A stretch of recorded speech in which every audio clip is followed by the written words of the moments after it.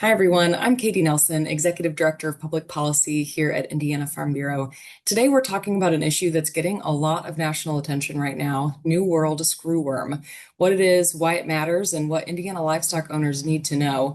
And to help break this down, I'm joined by two leaders who work on the front lines of the animal industry and our cattle industry here in Indiana. First, Dr. Kyle Shipman, Indiana State Veterinarian with the Board of Animal Health. He's here to walk us through the fundamentals. What is New World Screwworm? How this parasite spreads, and what the actual risk looks like for Indiana livestock. We also have Brian Shooter, Executive Director of the Indiana Beef Cattle Association, who will share what producers are asking, what they should be watching for, and how the industry is preparing. We're going to cover the basics, the risks, and practical steps livestock owners can take to stay informed and protect their herds. So let's go ahead and get started. Dr. Shipman, what is New World Screwworm? When I was Googling it and the pictures were showing up, and I heard about this a couple years ago, it kind of gives me the heebie-jeebies. Yeah, that is not a common, it's not something we commonly see, right? So the last time it was in the United States, again, back to the 60s, with a little brief stint in the Florida Keys in the early 2016 era. But what is New World Screwworm? That's a great question. So this is a pest that is commonly found in South and Central America. And so that's why it hasn't been on our news for quite a while. It has been controlled down to those parts, and so what makes this pest unique is its ability in its stages. So we talk about the screwworm, and that's what we typically reference it by. However, there's a fly stage as well, right? So think of the fly and the pupa. You may also call it a maggot. Similar, it's all part of that life cycle for the screwworm, and the true issue that we find with that screwworm is as it gets its name, this pupa in that stage actually can screw into living tissue, right? So the fly looks for a wound. Once the wound is in play, the fly is there, and it will lay the eggs. They'll pupate out, and then it can really dive into that wound and make the wound even larger yet, right? So that's really where the dangers lie. So we're looking at the economic losses related to the fly itself. Generally, these can be caught early. It doesn't necessarily mean that we're going to see a high mortality or death rate from this fly. However, we can see, because it is a fly, and as many Hoosiers are aware, flies can be quite burdensome throughout the summer months. It's a nuisance factor, as well as the aggravating piece of it, being able to kind of anchor in and screw into these wounds to create further damage. We could see some economic losses to that extent as well. Great, thank you for that overview. Are beef cattle the only species really susceptible to this?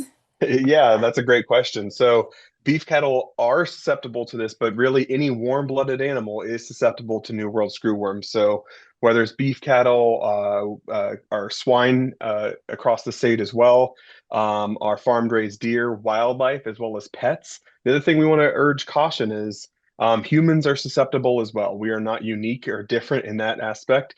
If we look at the data coming out of Central and South America, as well as Mexico, we're seeing over 150,000 livestock cases, but also over 1,500 human cases being impacted by this screwworm. So it doesn't just differentiate very well between species. So it is truly an equal opportunist. And we typically see more of the livestock species at a higher risk, if you will, mainly because there's not good preventatives in place, right? So, and we'll dive into that in a little bit later. But on the dog and cat side, the companion animal side, generally a lot of those animals are on monthly heartworm or flea and tick preventative, and some of those products have been either emergency use authorized or conditionally approved to help prevent and treat New World screwworm in no species specifically. That's not to say there's no products on the livestock side, but we understand, the handling it takes to make sure that those products are getting applied appropriately. It can be restrictive in how often they are applied. Yeah. I know, I've heard about how this is it was eradicated and now it's just kind of moved up. It's gotten closer and closer to the United States, and now it sounds like it's in the US. Can you talk a little bit about that? Absolutely. So Texas did announce with USDA announced this week of the first detection of this pest in the United States. So a term that we now call this is an infestation, right? So we talk about infestation and infestation zones. The most recent detection south of the border was 25 miles south of the Mexico-Texas border. With this finding in South Texas, with this detection is 46 miles within Texas now. We are aware of the one herd. It is around 600 head of cattle, so a decent sized herd. It was reported in a 3-week-old calf, and it was an umbilical wound. This was not necessarily surprising, right? We have been keeping a close eye on the northward progression of this fly. USDA is pulling out all the stops to help slow down and prevent the additional infestation specifically. But it has been working northwardly pretty consistently, right? And we can talk about the strategies that USDA has been employing. So those strategies at the large global scale, right, is sterile insect technique. So using sterile flies, and sterile flies are critically important in tamping down the forward progression of this wild pest. And so the way that technique works is the USDA works with their partners to create sterile male flies. Those flies, when released into the wild, will mate once with the female fly. The female fly will also mate once, and that is an unsuccessful pairing. And that unsuccessful pairing helps break the New World Screwworm life cycle and decreases the local population of those flies. And so currently, the USDA Panama facility, it's a joint venture between the USDA and the country of Panama, is producing 100 million flies a week. USDA is actively investing into a Mexico facility with the hopes of that being in production in the next 6 months or so to get up to another 100 additional million flies a week. And if you may have heard, USDA has also recently broken ground in a southern Texas facility, so the first domestic facility, with the goals of that once it's at full capacity, which will take some time, upwards of probably 2 years to get to full production of producing 300 million flies a week. So the goal is to get a 500 million flies produced because this is kind of at that holistic level, one of the main tools we have in our toolbox. Not the only tool, but one of the main tools we have in our toolbox to get ahead of the fly and then really work to push it back south. And ultimate goal of getting it back to back to Panama. The reason Panama, we talk about Panama, if you look at Central America, that's the most narrowest part as the Panamanian Isthmus there. So it's the shortest amount of land between that on from each border there, and so that's generally thought to be the easiest place to defend, right, and to form a biological barrier of sterile flies if we can get it back down to Panama. Thank you. So when we talk about Texas, it sounds like one herd right now.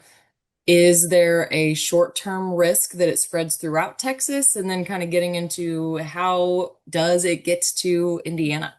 Yeah, so I'd say short-term risk for Indiana is low, but not zero.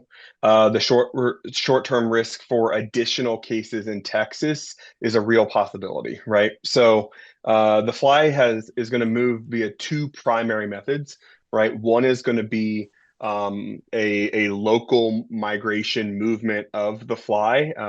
The fly has a pretty decent home range in which it continues to kind of fly around and looking for its next food source.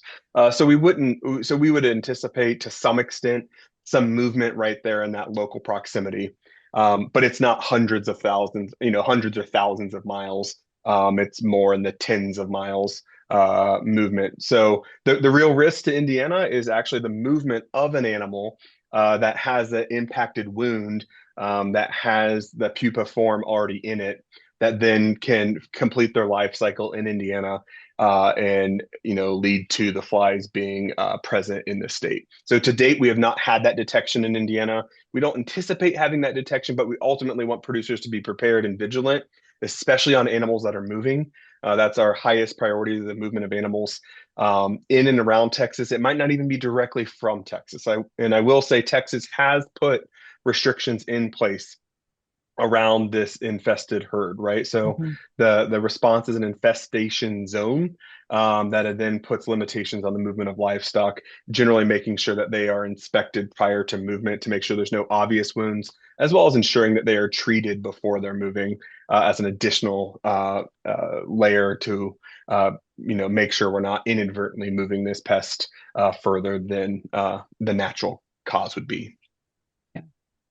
I'm very familiar with avian flu and how BOA has, handled that disease with our control zones and our quarantine zones. I'm assuming that would be similar. If it did get to Indiana, we would have some type of movement restriction.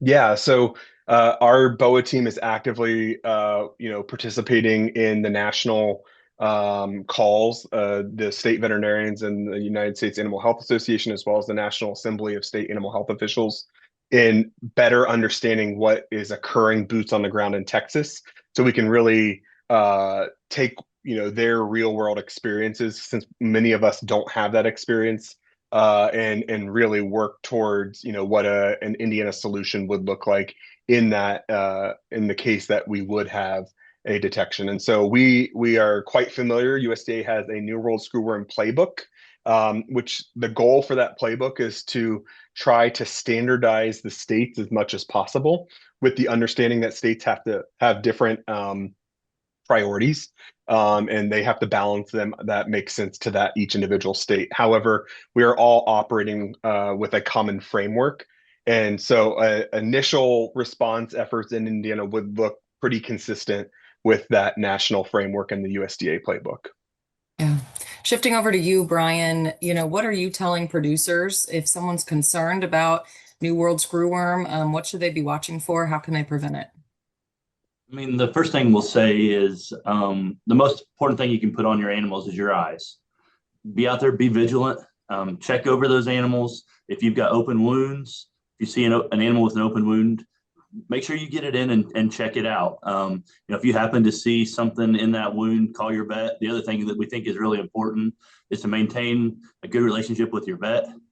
Your vet's going to be critical in this process, and so those are the two big things right now: is be vigilant, particularly if you've got animals moving, and especially if you're moving from the southern part of the country or making a trip to junior nationals. Those kind of things. When you get home, make sure you go over those animals really well, and just be vigilant is the biggest thing right now. Thanks, Brian. If a producer notices something a little suspicious, what are their next steps? The first thing I would do is call your vet. They're going to kind of be the lead on this. If you happen to see some larvae in that wound, if you can get those larvae collected in a jar, and get those to your vet, they're able to analyze what's going on.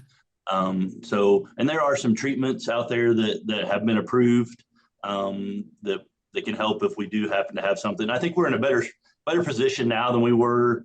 I mean, originally the model showed this thing getting here in 25, and it didn't make it here in 25. We've had almost 18 months to prepare to build that framework that Dr. Shipman talked about, and get ready for this. So I think we're way better prepared now than we would have been a year ago at this time. It's certainly a huge concern, but I think we're better prepared to handle it this time. Yeah. Thank you both for your time today. Is there anything else you'd like to share about New World Screwworm? Yeah, I really just want to reiterate, if you see something, say something. Your vet is your partner in this, and so please don't hesitate to reach out. We are standing up resources as well for the veterinarians to report any suspicious larvae or the flies directly to us as well, so we can work them up. Our job collectively is easier if we can work with campfires versus forest fires. So call early. It is quite literally our job, and we will work with you and your veterinarian through that process. And we really see our producers across the state as our first line of defense. The only other thing I will add is I know Board of Animal Health has a spot on their website that they have the most recent updates about screwworm. We've also added some links to our website to additional information, some producer resources. If you've got questions, some kind of a little bit about how to talk about it with consumers. And the one thing we want to stress is this is an animal health issue. It is not a food safety issue. The Food Safety Inspection Service is there to help make sure that this doesn't become a food safety issue. So those are the big key takeaways I guess I have is make sure you're getting the most up-to-date information we'll share with you, and be vigilant. Yeah, Yeah. and to that same point, as rumors run wild, please go to screwworm.gov. Screwworm.gov does have a dashboard that shows confirmed cases on it. So we know word gets out quickly. We know that social media can run rampant. If you aren't sure, before you help contribute to spread a false narrative, please go to screwworm.gov to confirm what that dashboard says. And if there's additional questions, please feel free to reach out to any of us here. Absolutely. Thank you both for your time. We really appreciate the education and the time to chat with you about this. As always, Farm Bureau members and anybody really, if you've got questions, don't hesitate to reach out to myself and the public policy team at Indiana Farm Bureau, or Brian and Dr. Shipman as well. Thank you so much for your time.